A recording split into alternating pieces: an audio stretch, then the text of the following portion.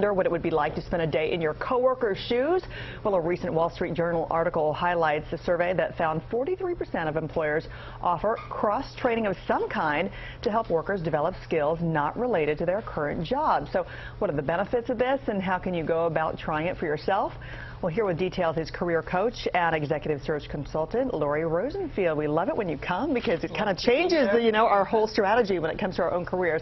All right, so what's behind the idea here of job swapping? You know, companies today realize that in order to keep really good people, they have to allow them to continue to grow. That's really what's behind job swapping. So they offer the opportunity for someone to swap a job for a day, a month, even longer. And smaller companies that don't have a big job swap program will often allow people to take on new responsibilities. All right, so how realistic is that? Say, for instance, you know me, I'm in the news section here, and say I want to go into sales. Will the sales department welcome me? I mean, do you have to kind of be familiar with how it works, or can you kind of start from scratch and know nothing, really?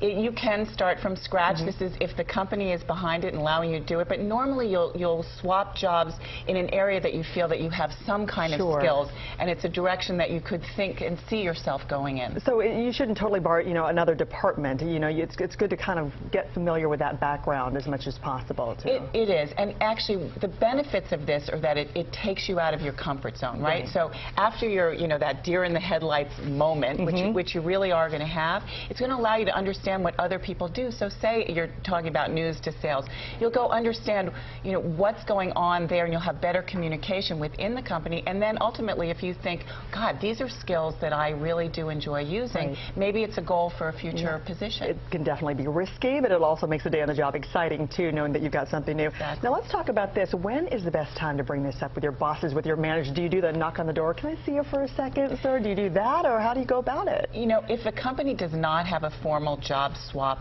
program initiative, a good time to broach your boss is during a review. And especially if you're getting a good review, and you know that they really value you and they want to see you grow and learn. That might be a great time to say, I'm really interested in learning a little bit more in this direction. Can you help me do that? But what if there's no formal setting for a review? I mean, you're not scheduled for a 6-month or anything, and when can you go in there and do that awkward, my boss is on the phone, now he's off, now maybe the time at the lunch line, you know what I mean? How do you approach it if there is no kind of set time for a review? Talking about these kind of things is really about building a relationship. So you want to always be thinking about what kind of relationship you have with your boss, and talking about your career even if you don't have a formal review. So it's certainly not in the lunch line, but make an appointment. Say you want to talk to him or to her about something in your career, and make that appointment and go in and talk about it. In that sense, it's it makes sense, and it may benefit you to be assertive. Now, when do you realize, or where's the best time to decide that it's time to move on from your company? That can be a tough one, and especially to people now who don't have jobs, it can be strange to think that someone would actually leave a perfectly good job.